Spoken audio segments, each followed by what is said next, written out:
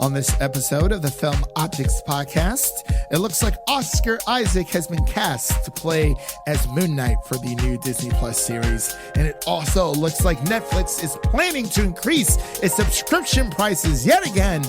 So let's jump in.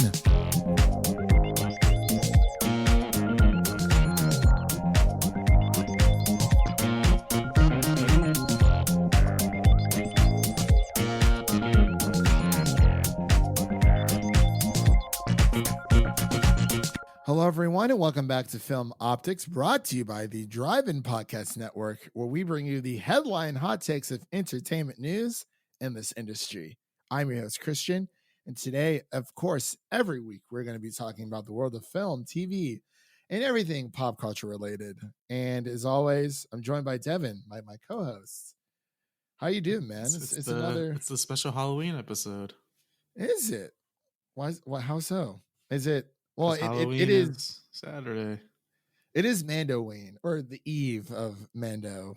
Mando Eve. Mando Eve. There we go. Yes, you got Mandalorian. It sounds like Mando's wearing a weave. Got a weave underneath that helmet of his, or his helmet is the weave. Maybe it's, I don't know. Maybe. But yeah. Halloween's this weekend. You dressing up like a Borat. Are you? Are you just possibly? Or I don't just have nothing because no one's doing anything. Yeah, I don't have like plans. Like my friend was like, maybe we can do like a small little barbecue. I'm like, I'd be cool with that. But other than that, I don't really have anything going on. I have a lot of screeners to watch actually for the Music City Film Critics Association. So those started pouring in, and I'm gonna be busy. That's all I'm gonna say about it. So, yeah, man, it's just been another week, here and there. Nothing too crazy going. I'm just counting down the days until, honestly, October's over. But we have some good and bad news because, November, you get Thanksgiving, we got the next gen consoles coming out, but we got some unfortunate news, Devin. Daylight savings time is ending, like, I believe November 1st. So we're going to get that extra hour of sleep, but it's going to be dark by like 4 o'clock. Dark and spooky when Halloween's over. Yeah, it's going to be super dark by like 4 or 5 o'clock, depending on your time zone. We're in Central. So yeah, it's really going to suck just all around. So I'm not too happy about that, but what can you do? I mean, at least Thanksgiving's coming up, right? But anyway, before we begin today's news topics, you can listen to this podcast on Apple Podcasts, Spotify, Stitcher, Google Play, Red Circle, iHeart Radio, TuneIn, and of course, Amazon Music. And of course, you can follow us on social media on Twitter and Instagram at Film Optix. That is Optics with an X. So we got a few we got a little bit to talk about today. Nothing too crazy. It seems like, we missed last week because I was moving into my new place. So this is us. We're not going to be catching up on any of the things that, happened last week. We're just starting fresh from this week because that would really suck.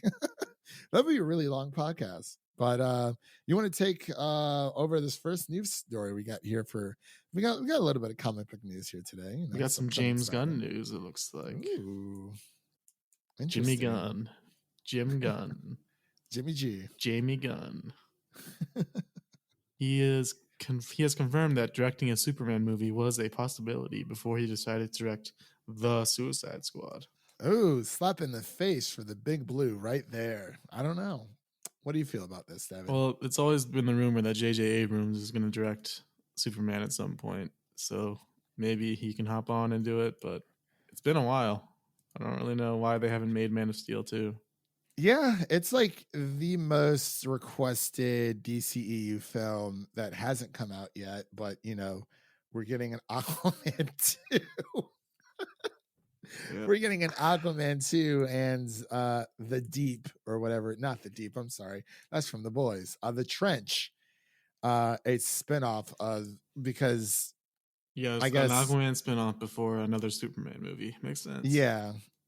because like the trench scene looks so cool in Aquaman. Let's make a spinoff about it. Makes no sense whatsoever, but that would have been pretty interesting. And even like I hope James Gunn does get the opportunity to direct a Superman movie, because that would be I really don't know interesting if to it would see. work because Superman's not very funny or relatable or He is quite anything. serious, isn't he? Yeah. Yeah, I don't know how Yeah, you that's could make true. that character work. I mean, would you mind Zack Snyder making another one? You like Man of Steel, right? Yeah, it was good. Yeah.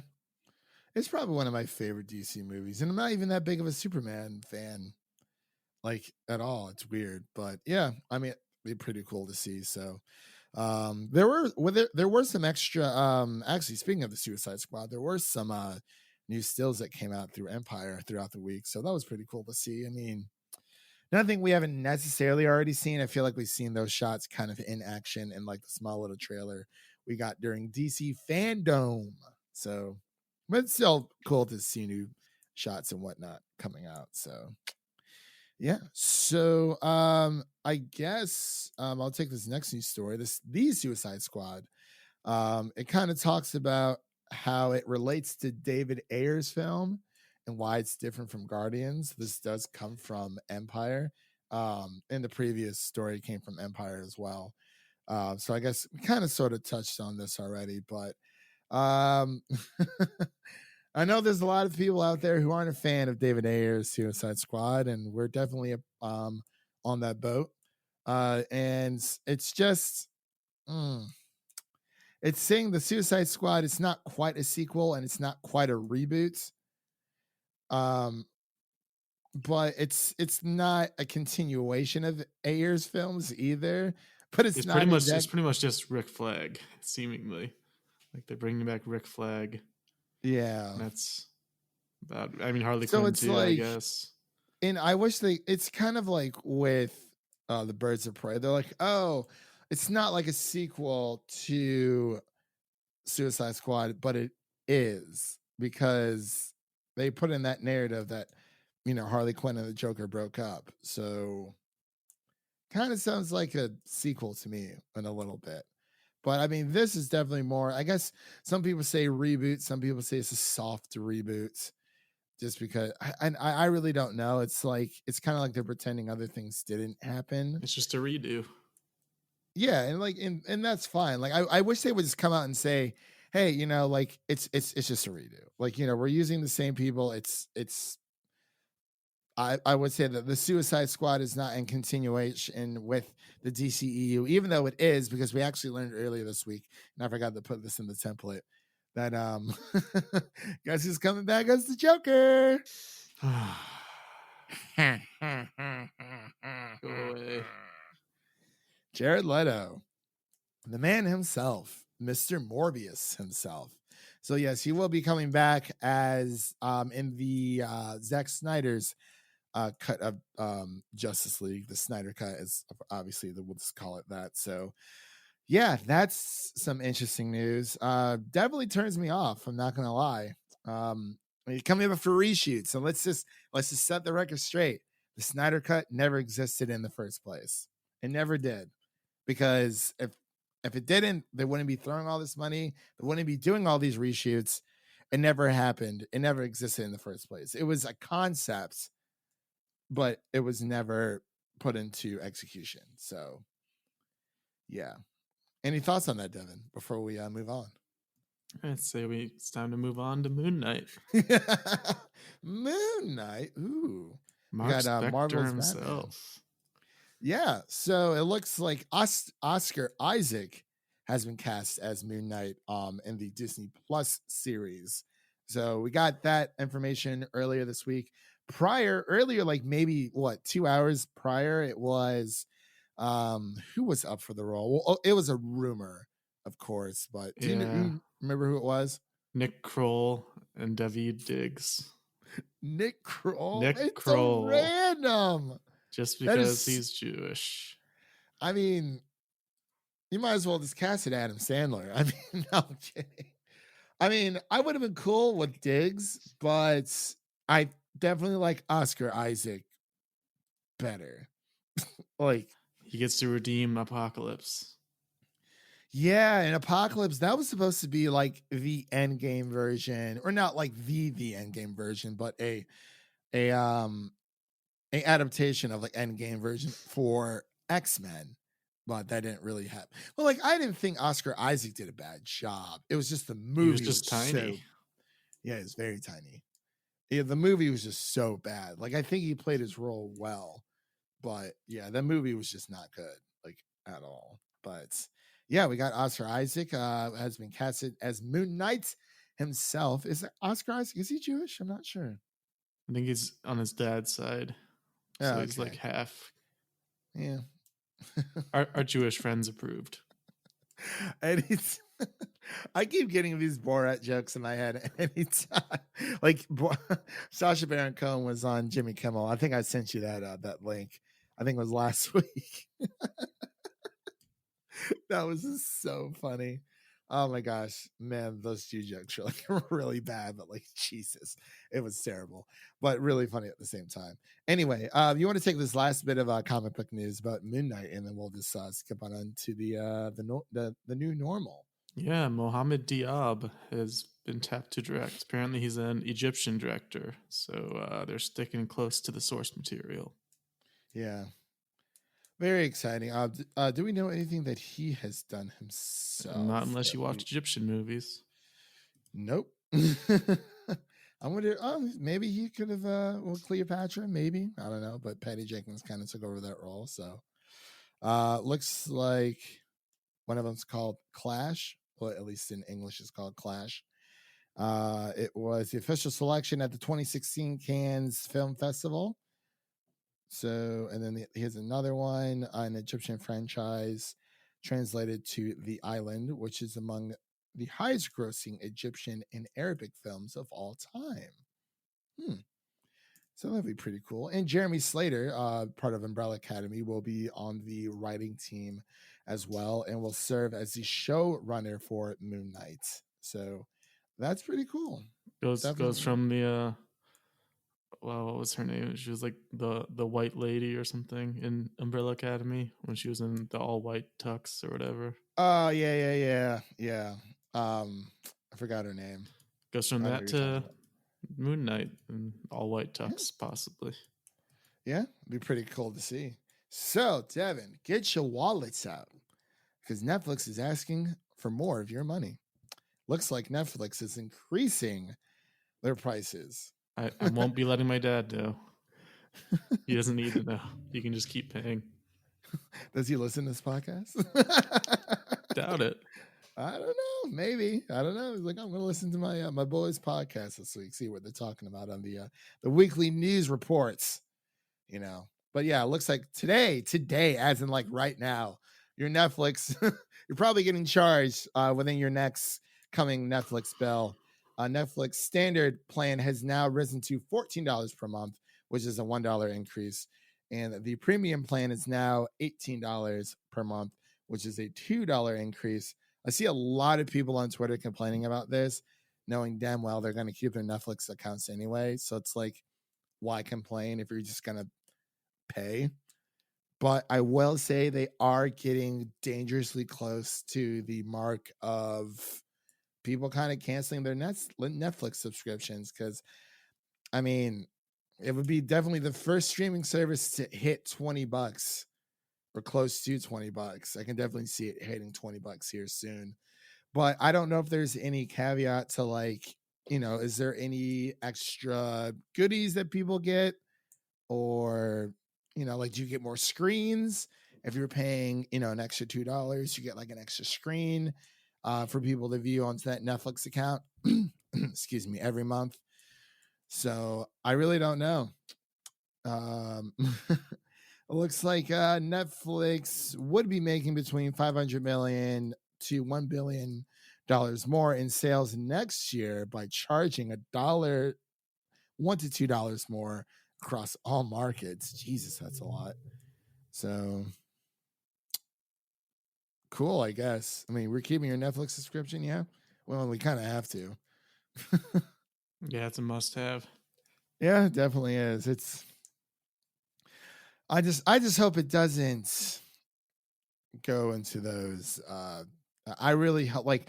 I feel like this needs to be the last increase that they make, to be completely honest, because I mean, unless they're planning on, I mean, they do have some good movies coming out, or not movies, just projects in general. We actually learned earlier this week Assassin's Creed will be making an Assassin's Creed TV series.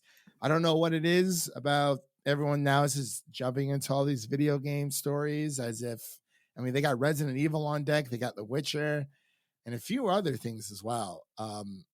Netflix is definitely on it, but I mean, I'm excited for it. I just don't want them to, randomly cancel the show after 3 to 4 seasons, and then like the whole pulling the whole Daredevil or One Day at a Time situation where that had to move networks. So, Well, I Jared's don't not know. excited about it, so He's not. Oh, nope. the Assassin's Creed. Nope. I mean, next thing you know, they might as well make like a Prince of Persia. Like, God, that movie. Did you see that movie? Nope. I didn't either. I would see it for Jake Gyllenhaal, but I mean, video game movies are like notoriously bad.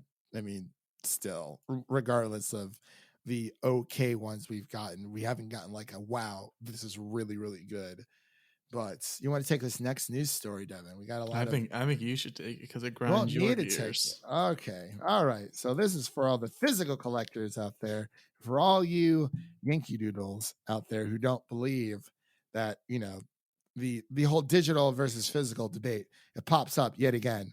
I don't know where this story randomly came from. It came from, well, Hollywood a reporter did a story on it, but it's kind of like Amazon came out of nowhere and just like said this. So Amazon argues that users don't actually own purchase Prime Video content. So obviously that's a no-brainer for me. They pretty much said, when an Amazon Prime user buys content on their platform, what they're really paying for is a limited license, on demand viewing, which is exactly what it is. And that goes for digital, for Spotify. I mean, you're paying, or Apple Music, you're paying for a service. I mean, it's a little bit different because you're paying one lump sum fee a month for all this access, but you're paying for a license to view that movie or that TV show on their account, so long as that company is, thriving and is alive, as long as they're not bankrupt. It looks like Amanda Caldwell sued Amazon in April for unfair competition and false advertising. She claims that the company secretly reserved the rights to end consumers access to content purchase to content purchased through the Prime Video service. She has this really big like class action on behalf of herself and any California residents who's purchased content from the service from April 25th, 2016 to the present. So on Monday, Amazon filed a motion to dismiss her complaints and arguing that she lacked standing to sue because she hadn't been injured, and noting that she's purchased 13 titles on Prime since filing her complaints. Yikes. Come on, Amanda. Like, let's get educated here. Like, here's like they even have like, oh my god. I think this is her case, or no, this is the the terms of service, tables of content here. Yeah, it doesn't really. That's so funny. Like, you're gonna sue a company and then continue to buy like just everything for that. That's cool.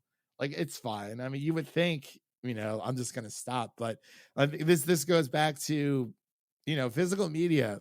Like, even though, like, with physical media, it seems that you own it because let's say that studio, I don't know, goes bankrupt. They're not going to come knocking on your door. They're like, oh, excuse me, we see you have a copy of Marriage Story here. We're going to have to, Netflix has gone out of business. We're going to have to confiscate that disc from you. No, like when you buy media on a physical item, like whether it be video games or movies or TV shows, the license, like you're buying a license for that. It's just in physical form. So they're just, you just have it forever. So long as you have, that technology in order to make it work. But if you're buying shit digitally, video games, TV shows, movies on like Vudu, Apple, Amazon, Amazon, you name it. If you're buying digital content on there, you do not own it. You just own the rights to view it. So thank you for coming tonight. I own Spider-Verse on Amazon, so they're gonna take Speaking it of away from me. Spider-Verse, can we talk about that?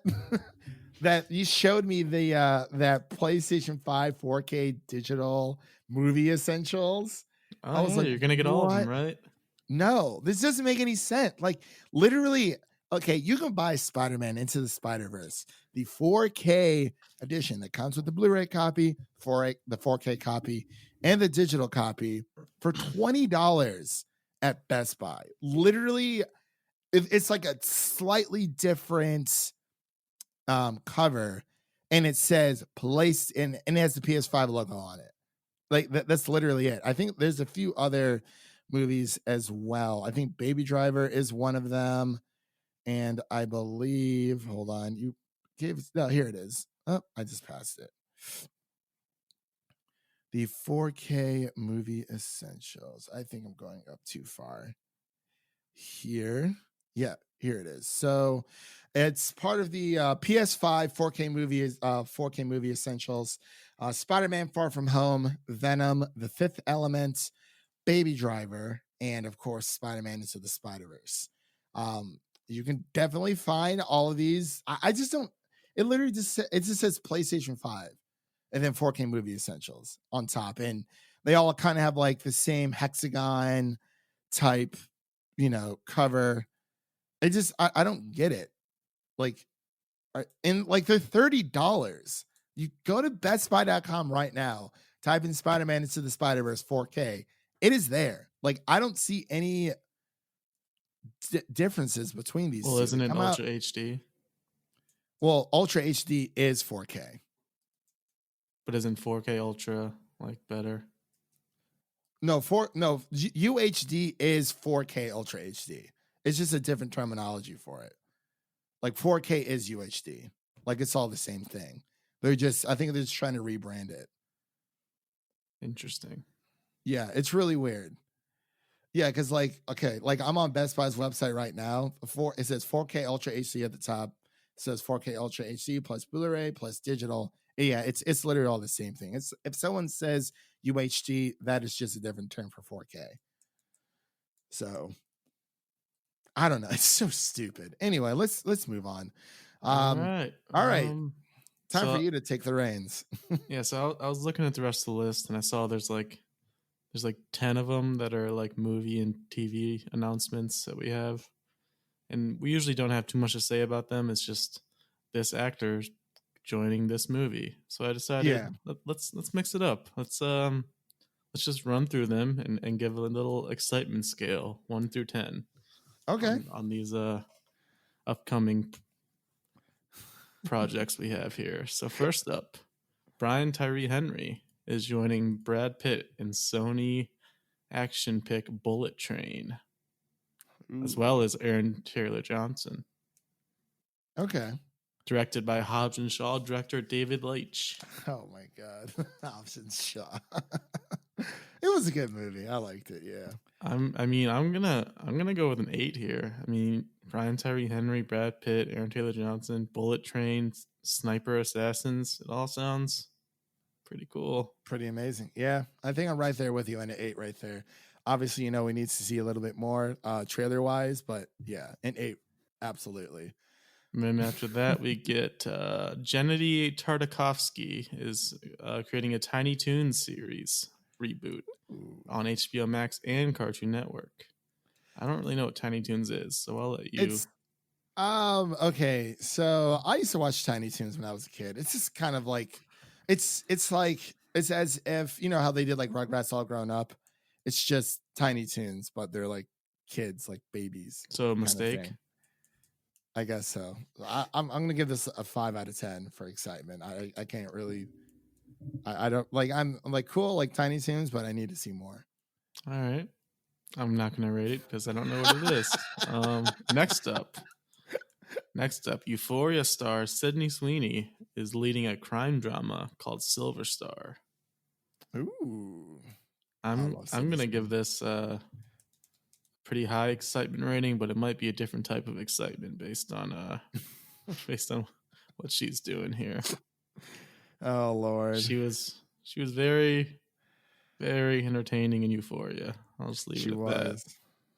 Yeah, that was such a good show. So glad I watched it. The film will chart the story of an unlikely couple, Buddy, a 20-year-old fresh out of jail, and Franny, a pregnant 19-year-old. After his botched robbery attempt at the bank that foreclosed on Buddy's childhood home, he abducts her, triggering an unexpected journey together. I'll give it a 6. I'll give it a 7 just because of Sydney Sweeney. Yeah. All right. Moving now on. we got Jon Stewart. He's returning on Apple for a current affairs series, so he's getting back in the political series game. Oh God! I never really watched him, so I'll give this a 3 because I'm also about to cancel Apple. Oh, Devin, don't do it. Remember, we have until February. I have until the end of October. Oh, do you? Okay. Oh, that's right. I totally forgot about that. Yeah. I'm gonna just give this a 2 out of 10. I really don't know what this is gonna be about. I'm kind of tired of political stuff. I mean, go vote, of course, but yeah, I'm kind of done with it after Election Day. Then we got Matt Damon is joining a Steven Soderbergh HBO Max movie titled No Sudden Move. Ooh. Well, it's HBO Max, so that's a half chub right there. It'll at least be available to watch. It will be available to watch. I'll give it a Soderbergh. 7. Yeah, he's very good. I'll go 7 as well. We like Matt Damon here. Yeah, quality guy. Yeah, he was good in. Well, you didn't. You didn't like 4V Ferrari, but I thought he was really good. It was so long. It was long. It was just not a dad yet.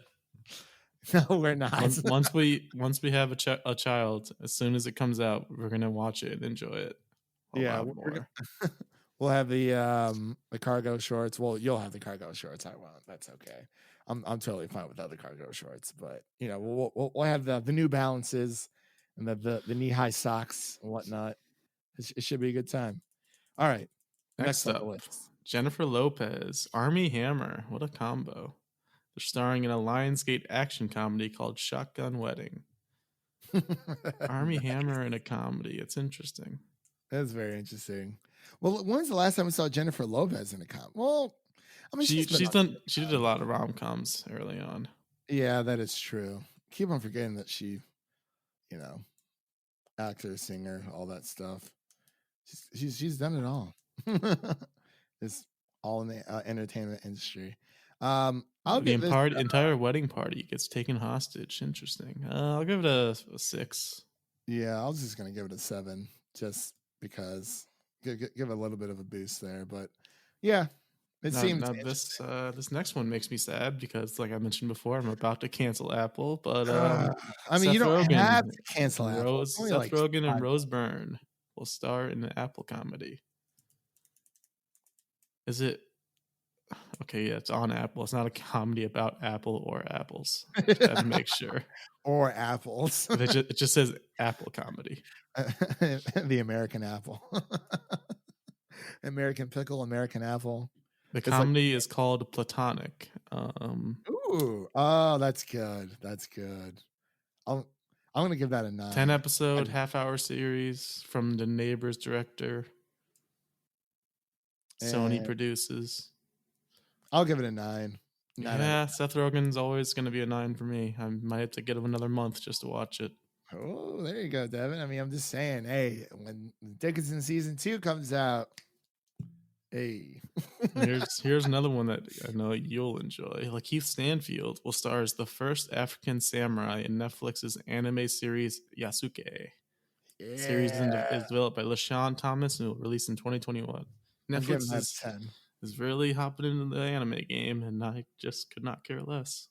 Yeah, I mean, I'm a big anime fan, man. I've been watching since I was since I was a kid. Yeah. I mean, it's been a while since I've watched like anything necessarily new. I did start rewatching Rurouni Kenshin and Hunter x Hunter and Samurai Champloo. Very, very good series there. Very shorter series. And My Hero Academia, of course. I got to catch up on that and a few other things, but there's just a lot to watch. It's just always been enjoyment for me, and I think that's one of the reasons why I love animation so much. But I mean, Lakeith Stanfield in an anime. Yeah, he Jeez. is. He's really good. Yeah, I mean, Speaking of really good, oh, Michael B. Jordan is set to direct Creed 3, his directorial debut. You excited about this? 1 through I'll give it 10? like I'll give it an 8. Yeah, I mean, Creed 1 and Yeah, 2 did not disappoint. Well, might as they did well not. be excited for 3. I'm just not like I've never seen like really like I've seen parts of the Rocky films, and I know that's crazy, I have not but seen any of them, really. yeah, I mean, I've seen Rocky 1 like not all the way through. Excuse me, not all the way through, but I don't know. It's just I don't really care for boxing movies all that much, but Creed was very, very good. So maybe like, do you think they're gonna go the Roman numeral route this time? They could. I remember it was oh my god, from Let Me Explain. He said that that this kid in front of him, they're about to go see Creed 2. And he's like, Creed 11? I Yep. haven't seen the first 10. I was like, oh, that's great. But yeah, I'll give that an 8. All right. I will Then as next well. up. Netflix has bought John David Washington's thriller, Born to be Murdered, alongside Alicia Vikander, Tomb Raider herself, Lara Croft. I'll give this an 8. It's set in Athens and the Epirus region of Greece, where a vacationing couple fall trapped to a violent conspiracy with tragic consequences. Oh, I'll give it an 8. I like that. I'll Yeah. go 8. Yeah. Yeah, that's good Give stuff. me more John David Washington. For sure. Next up, this is more my lane, I guess. I'm the horror guy. Blumhouse launches a new horror event called Blumfest, featuring Jamie Lee Curtis, Vince Vaughn, and Ethan Hawke, among others. Blumhouse is very hit or miss, but they do put out a lot. They do put out a lot. I'd say this is like maybe a 5 for me. Just I mean, I'm not sure I'm gonna watch this event. Probably I'm not. interested in what's coming out of it, so I'll just go like a 7. Fair enough. Yeah, I'm just not much of a horror person. I'm watching. I'm very excited for Halloween Kills. That's gonna be good. See, I just don't care. I just don't. I don't know what it is. Like, I mean, will I watch? I'll watch it. If you want to review it, we can review it. You gotta watch the first one. Do I have to like the reboot? It's like a direct sequel to the original one. They just like canceled all the other ones and they just moved on. I guess. I mean, I'm just not excited. I liked it a lot. Yeah, I heard it was good. I just don't care for like Halloween, like that franchise Halloween. But oh well. Then all you right, get your best friend Adam Sandler. I wouldn't really call him my best friend. We're more of like distant coworkers. Not a Netflix going on. They're picking up things left and right. Adam Sandler is reaching for the stars in Netflix's adaptation of The Spaceman of Bohemia. I'll go this one as 6. I mean, Adam Sandler I can't go any lower. does not miss in his serious roles. Did you watch Uncut Gems? Oh, yes. Should have won Best Actor. Best? Whoa. Should have been nominated at least. I'll give you nominated, but no. I'll give you nominated just because it's benefit of the doubt, and I know a lot of people out there like Adam Sandler. This is from the director of Chernobyl. It's got to be good. Okay. I'll bump it up to a 7. I'm gonna go 8 because Adam Okay. Sandler, when he does serious stuff and not awful Hubie Halloween. Did you watch that? No, I refuse. I didn't watch it either. I'm gonna watch Over the Moon. I hear that's very good. All right, I think we have the last one here. The last movie announcement, news, rating, excitement scale thing. Okay. Netflix again has picked up Idris Elba and Caleb McLaughlin's drama Concrete Cowboy. I like that picture. Cowboy. Like, That is like a father and son. Maybe they'll run into Django. Be very exciting. Well, no, because he's wearing a wife beater, so I don't really know what. 2021, they're saying. Adapting the Time. novel Ghetto Cowboy, the movie centers on a troubled teen who, while spending a summer in North Philadelphia, is torn between a life of crime and his estranged father's vibrant urban cowboy subculture. Oh, okay. So that's where the wife beater comes from. I gotcha. I give it an 8. Yeah, I'll go 8. Yeah, for sure. Just because we don't know too much, but I guess Netflix is pumping out all this content, or at least these announcements, because they're like, hey, if we're gonna start raising prices, well, they started pumping out the content first, and then they raised the prices. So it's like, oh, maybe nobody will notice, but yeah, it's only like a $1 to $2 increase. If it's like $4 to $5, that's pushing it for sure. But of course, they're just gonna do it in small little increments anyway. But I think they need to literally just like stop for now. Because I think we skipped over one, but it wasn't an announcement. It was more of a delay. Again, Aretha Franklin biopic Respect pushed back 7 months. Cool. And Tomb Raider 2 now does not have a release date. Oh, that's sad. Did you watch the first Tomb Raider? Yeah, and it was average at best. Yeah. I don't know what it is about Hollywood and like video game adaptations. It's almost as if you should just leave those adaptations alone, because clearly they work better in that interactive medium than they do on the silver screen. But that's just me. So, oh well. All right, let's get into that was our first edition of excitement scale. The game. So we have stuff to say for announcements of movies coming up. Yeah, we'll definitely have to work on, like, I actually like that segment. We'll have to like work on like an actual name. Maybe we can do like a rating scale, or just like a smash or pass kind of thing. Oh yeah. Sydney Sweeney. Oh my god. Not that smash or pass. Get your mind out of the gutter. Come on. We got some gaming news to talk about here. You want to take this first bit, and I'll take the second one, because Far Cry 6 and Rainbow Six Quarantine have been delayed past March 2021. So these game delays just keep hitting. So it's definitely starting. It's been starting a lot. Like, it's not on the list, but obviously Cyberpunk 2077 has also been delayed to December 10th. And Halo lost their game director again. Halo Infinite. So it really sucks, man. They just cannot get this right. It's just a series of unfortunate events right now. So, of course, Microsoft had picked up other acquisitions, and they're not stopping. So they just have to put their focus elsewhere. But were you excited for Far Cry 6 or Rainbow Six Quarantine at all? RXQ? RSQ?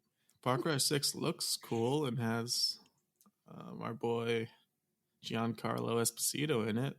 I would have waited for a sale probably, and I just don't care about Rainbow Six.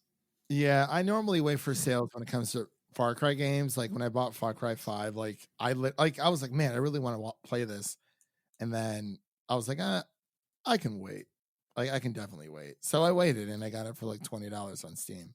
So yeah, started playing it. And I was like, it's all right. Yep, that's how they've been lately. Yeah, Far Cry's Far Cry. But this next bit of gaming news here, man, I really need to drink some water here. GameStop will soon stop gutting their new games and will instead have generic boxes for consumers to take to the counter. Thank you, Jesus. For those of you who don't know, I'll give you a quick little rundown of what this all means and why this is so important. So, because I used to work at GameStop back in the day. So let's say that Spider-Man Miles Morales, comes out. GameStop takes one new copy from every new game that they get in, and gutting it just means that they open it. So they gut it and they take the disc and they put it in, in a small little, paper plastic type disc things that you see. You know what I mean, Devin? You know what I'm Yeah, talking little about? sleeves. Yeah, little disc sleeves, and they take the cartridge of that open game and they put it out for display. So that's how they've been doing this for God knows how long, for ages, honestly, for years. And so let's say, Devin walks in to GameStop. He's like, I'd like to buy Spider-Man Miles Morales for your PlayStation 4, please. And he's like, oh, you're like, yeah, like we got one. It's our gutted open new copy. But the kicker is they still sell that to you for full price, even though it's opened by them. And people don't like that because it's happened to me multiple times, and I just don't like it whatsoever.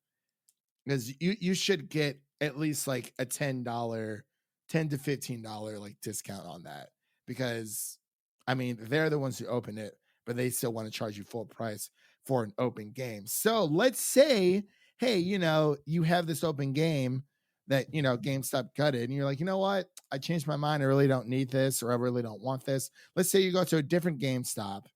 I don't really know if they have it to where, hey, this is the gutted copy, we'll take it back. But I'm like pretty sure, because it happened to me once. I tried returning it to a different GameStop and they would not take it. They're like, yeah, it's open. So I'm like, but this was the last copy from the other store. You can call them. They're like, we can't do that. So it really sucks for a lot of people out there. But I'm really glad that they're starting to, make generic boxes. Like you would think this would have been a thing freaking like 20 years ago, honestly. But yeah, that's pretty much the rundown of it. So be Yeah. careful if you're out there, you're buying something from GameStop. If it's used, obviously it's going to be unopened, but it's like if you're buying a new game and it's the last copy and they give you that gutted copy, there's really no proof to say, because anyone could walk in and say, hey, well, I got this from the other GameStop and it was their last copy. If they don't call that GameStop to confirm, you're kind of SOL. You can't return that game. It really sucks. Yeah, I didn't know that was an issue, but I'm glad it's fixed. Thanks, Yeah. Microsoft. Thanks, Microstop. Yeah, MicroStop. It's happening. It's coming in. But yeah, because I remember when I was like excited about it early in the week. You're like, what is this? And then my friend actually messaged me. He's like, why are you so excited? And I explained it to him. He's like, oh, dude, that's totally happened to me. I was like, see, I mean, like GameStop now, it can be okay. It's not bad. I might pre-order my PlayStation 5 from them. Like, I don't mind buying new things from GameStop, but used, it just depends on I think it just depends on your store.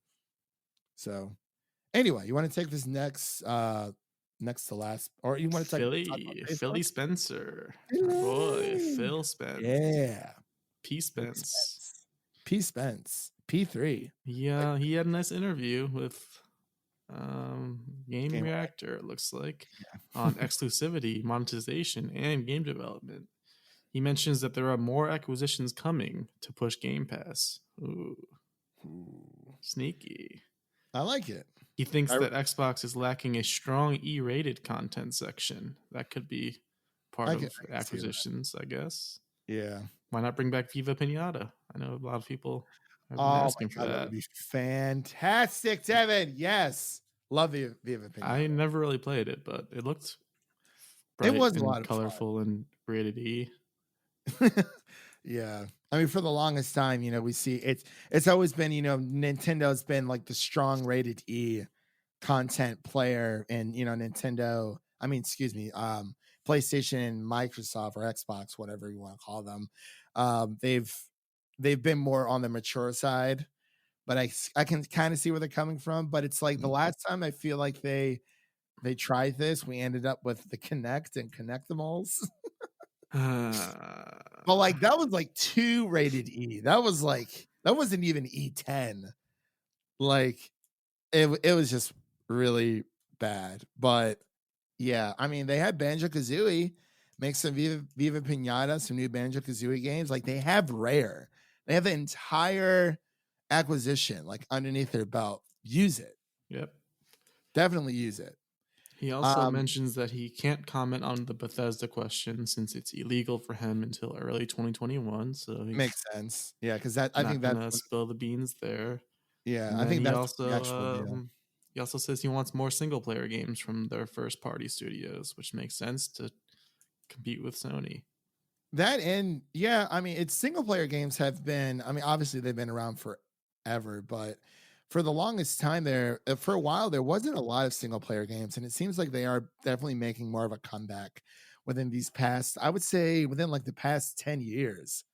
Honestly, obviously, that is Sony's strong suit. The reason why people buy PlayStation is for their exclusives, and that is the number one reason, and honestly, the only reason why I buy PlayStations now. Because I mean, obviously, when we were younger, there wasn't a thing as online gaming until Xbox came along. But I mean, technically, the Dreamcast and the PlayStation 2 did have online capabilities, but they weren't.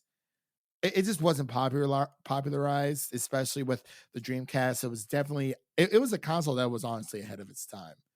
But now, ever since Xbox Live doing it right, popularizing the online gaming space when it comes to this type of thing, it's starting to look about 50-50. We're not seeing as many multiplayer games as we once did.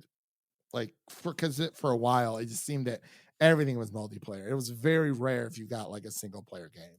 But I do agree, it would be nice that if Xbox focused on more single player games, not entirely copying Sony, but I mean, Sony copies from everyone else when it comes to a lot of things, not their IP, but just seeing how well Xbox does with charging people online, because PlayStation Online used to be free on PlayStation 3, and they're like, oh, we can definitely start charging people on PlayStation 4, and now they're seeing that money roll in. And then Nintendo's doing the same thing, and yeah, just the small little things like that. But you want to take this last bit of news? I guess I'll just cap it off. It looks like it's unfortunate. yeah, Facebook reveals that cloud gaming service with Naughty Dog co-founder as of as VP of Play. That's what it's called. Breaking away from the Facebook Oculus Quest 2 news for a bit. I know that was actually a big thing in the news. Social media giant is stepping into a different area of community, cloud-based gaming, and this comes from Game Informer. Both Google and Amazon have their own individual cloud services, so it looks like Facebook is trying to achieve the same thing. It looks like it's called Facebook's VP of Play. Says we're not promising 4K 60 FPS, so you pay a $6.99 per month. We're not trying to get you to buy a piece of hardware like a controller. So I really don't know what this means. One day they'll learn. I guess really quick, what is your opinions about cloud gaming? It's just not in a usable state currently, like widely usable. Yeah, I see. But they really want it to be. Yeah, and I mean, I get it. Like, gaming has become such a pop culture phenomenon within these past 20 years, I would say. Because it used to be, like, if you play video games, you didn't like to socialize and all this other jazz. But I mean, definitely normalizing it is good. And I think, games should be accessible for everyone. But at the same time, I feel like it is a niche hobby that not everyone's going to would like to get into. I mean, I get the whole cloud gaming thing. Like, hey, you don't have to worry about buying this expensive equipment. But like, I mean, gaming is a luxury hobby. It's always been that way. I mean, for people, in the gaming industry, you have Alana Pierce, you have Greg Miller, you have Tim Geddes, you have Gary Whitta, you have Snowbike Mike. Just to name a few. You have Brian Altano and of course Ryan McCaffrey. Like, all those people, they don't just own one piece of hardware and call it a day. Like, yeah, everyone, leans one way or the other. Everyone has their preferences. Everyone's is I guess you bias in a way, but that's just more towards what you prefer. So I can't really call that a bias. But I mean, we own multiple gaming devices. Like, we have PCs. I have a PlayStation 4. Like, Devin's going to get a PlayStation 4 soon. He has a PC. I'm getting a PlayStation 5. We both owned multiple consoles in the past. So I mean, it's really like, it's really not for everyone. Like, it can be for everyone, but it's not for everybody at the same time, because it is a luxury hobby. It's just like getting into music. A lot of the musician equipment is very expensive depending on what instrument you play. It's not just something that you can just get into for fun. I mean, you can, but normally if you're buying that kind of equipment, throughout your years of being a musician or whatever hobby it may be, you tend to be pretty serious about it. So, yeah. Cool. Yeah, that's cloud gaming. Yeah, and that's Tech Talk Cloud Gaming from Christian. So, yeah, I believe that does it here for our news story or our news stories this week. Was there anything else you wanted to touch on really quickly, Devin, before we wrap up? I think that's it. All right, sweet. So, of course, that does wrap up our Headline Hot Takes episode 38, I believe, of this beautiful, beautiful October 29th. This will be up on October 30th. So just a day before Halloween. But we hope everyone out there has a safe Halloween. If you are going out, wear a mask, stay safe. And of course, do not forget to vote. Voting election day is coming up very soon. Whether you're waiting on election day or you're voting early, it's just important to have your voice heard and your concerns addressed. So make sure you go out there and vote. I'm definitely going to vote this weekend if the polls are open over by me. And of course, that was Devin. And, want to thank him for always talking shop with me about all this good stuff, because I don't know where I'd be without my wonderful, wonderful co-host. So coming up on the podcast, we have a few. Mandalorian comes out tomorrow, of course. Well, it'll be out by the time you're listening to this, so it's already out. But we have Mandalorian we're going to be getting into for sure. We're going to be reviewing On the Rocks, the Apple TV Plus film that came out this past week. And of course, we're going to be reviewing Animaniacs for you guys, and the Sarah Paulson movie Run. Those are both coming out on Hulu. That will probably be out. Those will be out before November 16th. Well, they'll be out on November 16th because that's when the embargo lifts. So, and I believe that pretty much does it for now. That was Devin. My name is Christian. And of course, you can see us on the next podcast if you want. Follow us on Twitter, Instagram, Film Optix with an X. See you guys later. Peace.